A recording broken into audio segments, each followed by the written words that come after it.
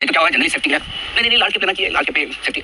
उनको मालूम है कि वेल्थ और बड़ा पैसा मिड कैप बनेगा, उनके बोलेंगे गलत है तो भी बोलेंगे कि नहीं कहाँ गलती हो रही है। अच्छा है क्योंकि जब तेजी का टाइम था तब बहुत कम लोग पैसा अलर्ट कर रहे थे कि भाई सावधान हो जाओ। अब मंदी के वक्त पिछले 2 इंटरव्यू से लगातार नरेंद्र मोदी कह रहे हैं अब बेचने का नहीं लेने का टाइम आ रहा है। ठीक है एकदम एग्जैक्ट बॉटम किसी को पता नहीं चलता, लेकिन बिल्कुल एकदम परफेक्ट आपने जो बात की आज बहुत काम की है कि बड़ा पैसा तो अभी आपका मिड कैप स्मॉल कैप में फर्क इतना ही है कि आपको सही शेयर चुनना आना चाहिए, वो अगर आप कर लें तो फिर वहाँ पे ज्यादा बढ़ेगी। नरेंद्र बहुत बहुत धन्यवाद आपका समय दिया आपने। आज आप कुछ कहना चाहते थे? Thank you sir, thank you.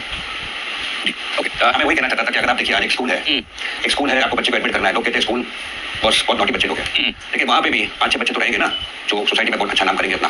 तो this is the way mid caps and small caps, 1000 share 2000 share 2500 share है, इसमें से अगर आप 20-25 को परख लो, I think that is where the money you will make is going to be much more than all the large caps put together. The question is how to select your work hard on that. और ये market में आपको choose करना है, आपको काम करना है, मेहनत करना है और जानना है कि स्टॉक्स काफी नीचे आ चुके हैं, अभी एक अपॉर्चुनिटी मेरे सामने आ रही है। डोंट बी इन अ हरी, कहां सुना बात आपने काफी सुन लिया, काफी लोगों ने मार भी खा लिया, but ultimately look at good people, look at real good people like you on derivation खा लीजिए। And I think there is an opportunity, and that opportunity मैंने कहा मिड कैप स्मॉल कैप्स में, भले इसका नाम जेनेरिक नाम जो मिड कैप स्मॉल कैप्स है वो अभी के लिए खराब हुआ है, और अपॉर्चुनिटी वहीं पर आएगी। बिल्कुल अच्छे शेयर में ध्यान से चुने, समझ कर चुने, वही अच्छे शेयर आपके पोर्टफोलियो में बढ़िया रिटर्न बना कर दे सकते हैं। Do you want to start?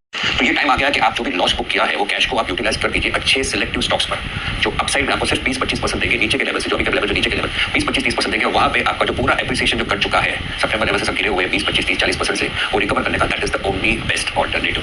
क्योंकि अभी टैक्स कंसिडरेशन सेलिंग भी हो रही है इंडिया में, जोर से हो रही है। मिड कैप स्मॉल कैप करता क्यों है? क्योंकि एक तरफ सेलिंग हो रहा है, किसी को खरीदना नहीं है, सब लोग लॉस बुक कर रहे हैं अपने टैक्स कंसिडरेशन के कारण। और मार्केट में not in a bullish mode at all. आप कितनी भी तेजी की बात करने की कोशिश कीजिए, कोई आपका सुनने वाला नहीं है। जैसे मैंने कहा किसी को खरीदना नहीं है, सबको बेचना है, तो इसके बीच में 27-28 मार्च के पहले जिसको भी सेलिंग करनी है वो करता है, जितना होता है लॉस बुक करता है। From the angle of tax कोई लेवल नहीं है, वन साइड सेलिंग होता है। यहाँ पर एक अपॉर्चुनिटी ऊपर कर आएगी इंडिविजुअल स्टॉक्स पर। तो जैसे मैंने कहा इंडिया फैक्टर्स के कारण आई थिंक द मार्केट एटलीस्ट 10-20% the market has bottomed out, और उसके कारण मुझे नहीं लगता कि Nifty will fall too much. The other problems which are there are more global. ठीक बात है, तो कम से कम भारत के अपने कारणों से अब हम और ज्यादा नहीं गिरेंगे, ये कॉन्फिडेंस आप रख सकते हैं। वैल्यूएशन रीजनेबल आ गए, ये सारे जो 20% मार्केट ऐसा जो वैल्यूएशन सीखर आपको उससे ज्यादा तो वैसे कौन से खरीदने चाहिए, इतने ले लेने से लेने तो बढ़िया। लेकिन अब जो डर है मेरे वो है ये ग्लोबल मार्केट, ट्रम्प साहब का टेरर हो पूछो मत, क्या कह दें क्या कर दें, इससे कैसे निपटे?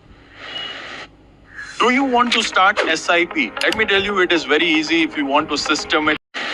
देखिए निराशावादी इतना है अनिल जी के आई थिंक वो पॉजिटिव्स आए हैं पिछले 15-20 दिनों में। आपने टेलीविजन पर मेंशन किया था, लेकिन आप मुझे बताइए कितने एक्सपर्ट्स आके मेंशन करते हैं? इन्फ्लेशन कंट्रोल में आया, यूएस के बॉन्ड यील्ड्स 4.95 से अभी 4.3 के आसपास है, 4.2 के आसपास है। आप अपने यूएस डॉलर इंडेक्स देखो 109.5 से 103 के नीचे आ गया है।